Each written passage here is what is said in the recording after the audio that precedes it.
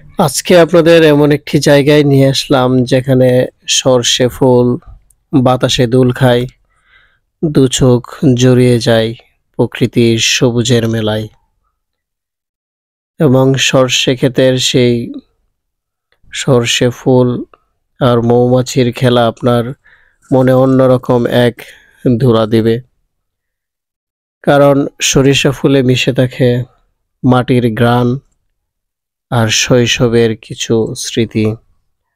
আর এই স্মৃতিগুলাই আমাদের মনে করিয়ে দেয় যে আমাদের শৈশব কেমন ছিল। এবং সরিষা ক্ষেতের প্রতিটা হলুদের কণায় কণায় আমাদের স্মৃতি জড়িয়ে থাকে। এজন্যই ছুটে গেলাম সরিষা ক্ষেতের ভিতরে এবং খালি পায়ে অনুভব করলাম সেই মাটির স্পর্শ।